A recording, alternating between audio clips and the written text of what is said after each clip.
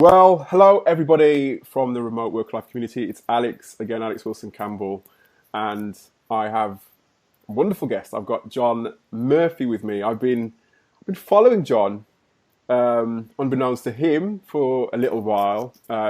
John is somebody who I follow because he's really building something of real substance. And I'm not going to go too much into it. I'm going to ask John a few questions. I want to see if you can actually sort of fill in the gaps in terms of what John is building. And all I can really say is that he's really building something that has given him the opportunity to be location independent. It's given the opportunity to earn a good living while doing something which I think is really beneficial to both people and planet.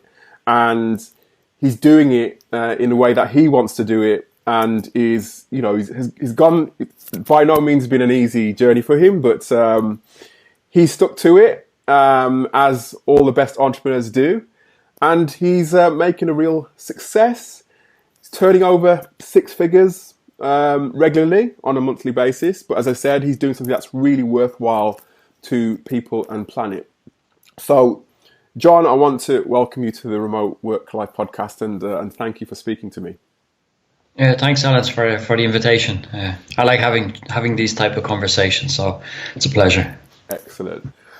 And John, as I usually do with conversations such as this, I want to know about you and how you got to where you are now, because it's a very interesting story, and you have been able to fulfill an ambition that many of my listeners want to fulfill, and that is essentially, not just necessarily fire your boss in a sense, but like I said, really living a work life lifestyle that you've created yourself and you're passionate about. So tell us about how you got to where you are now. Well, it's been a long road. So I've always worked in like the corporate in multinational companies. Most recently, for the last 7 or 8 years, I've been working for GE, General Electric. I'm based in Italy, but GE is a global company, so I was working in finance for them, and I'm pretty bad with numbers. I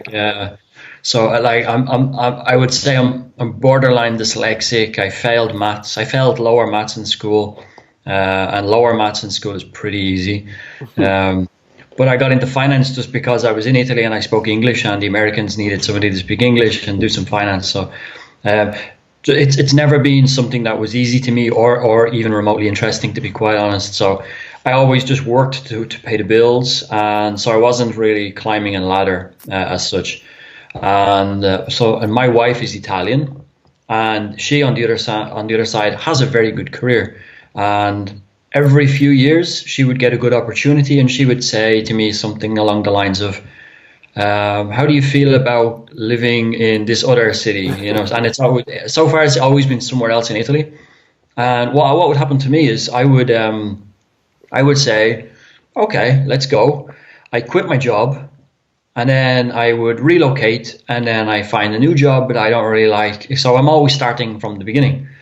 So I figured there must be a way that I can work from wherever, so that those conversations are easy for both me and my wife. So she can take opportunities without feeling the pressure of having me quit my job. Of course. And if I can work from anywhere, well, then that's even better for me. So I'd gotten into the idea a long ago, maybe 5 years ago. 5 years ago, I had this idea about inventing a product, because I figured if you want to maybe sell something online and make money remotely, you have to invent something.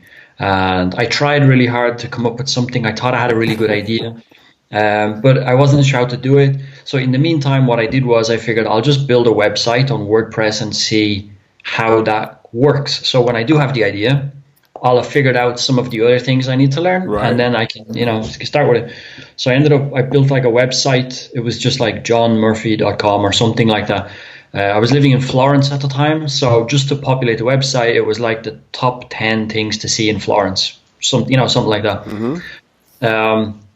the domain's gone, so no need to even to look for it, because it doesn't work. But so I picked up one skill and then never followed through on the invention because it just didn't make sense. But I started. That sort of got me into the whole thing of probably what most people do. You go online and say how to make money online, and then I found a book called The 4-Hour Workweek. And when I read Tim Ferriss's book, that was just, my mind was blown, and I've never looked back. So that was a big moment for me. That book. That was